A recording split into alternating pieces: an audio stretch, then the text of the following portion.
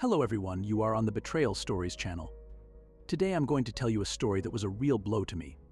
Imagine you are living with your girlfriend, making plans for the future, and suddenly one day when you return home, you find out that she cheated on you with your neighbor.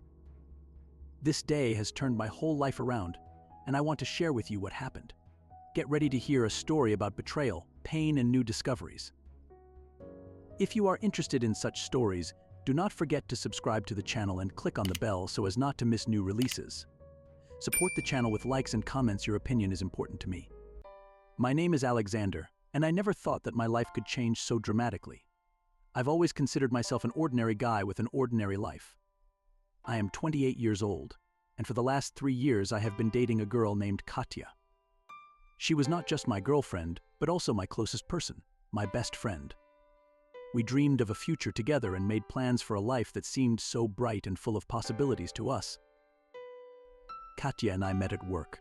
She got a job in our office a little later than me and immediately attracted my attention. I was charmed by her smile and her sincerity. We quickly found a common language, and soon our first dates began. The time we spent together was magical, and I was sure I had found the one. We decided to move in together, rented a cozy apartment on the outskirts of the city, and everything was like in a fairy tale. But life, as it turned out, is not a fairy tale. There was a neighbor named Victor in our house. He was about 35 years old and lived alone. He was quite a friendly person, always helped us with minor problems around the house, and was a pleasant companion.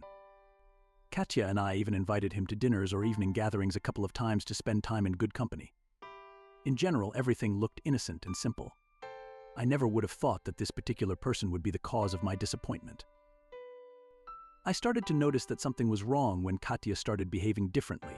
She became more secretive, constantly hid her phone and began to avoid my hugs. We were always open with each other, so her sudden detachment was a wake-up call for me. I started asking questions. Has something happened? Are you okay? To which Katya answered evasively every time, it's okay, I'm just tired. At first, I thought that these were the usual stresses and strains at work. However, I soon noticed that she began to spend more time on the balcony, texting on her phone, and when I got closer, she quickly closed the screen.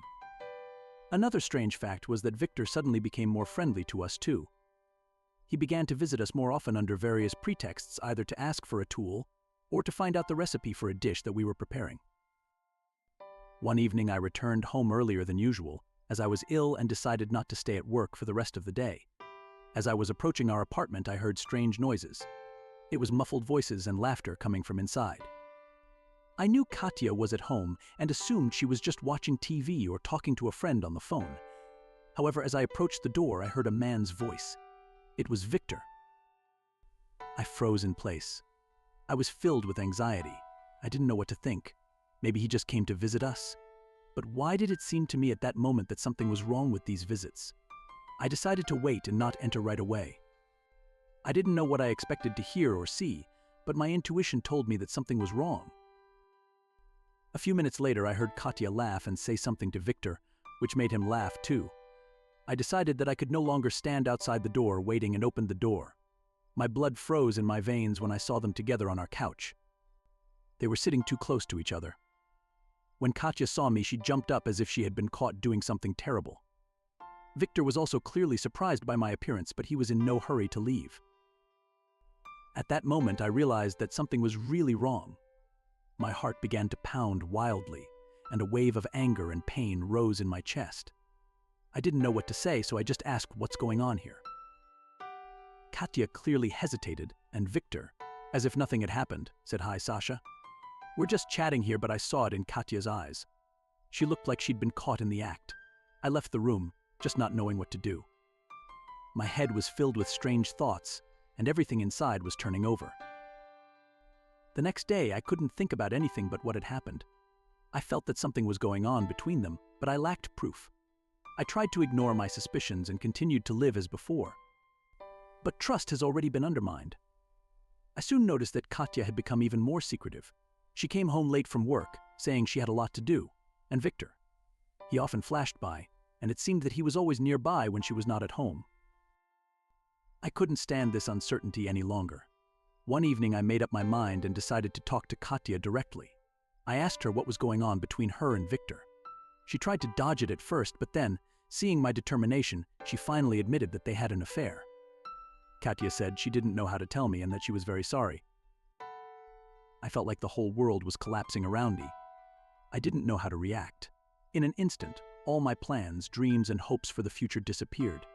I felt pain, frustration, and anger. It seemed to me that I was betrayed by the closest people in my life: Victor, whom I considered a friend, and Katya, whom I loved more than anything in the world. After this conversation, I could no longer stay in the same apartment with Katya. I packed up my things and moved in with a friend for a few weeks to think about everything. I felt like I had lost everything. But at the same time, I realized that holding on to the man who betrayed me so much is not the way out. It took months before I could start to forget this story and move on.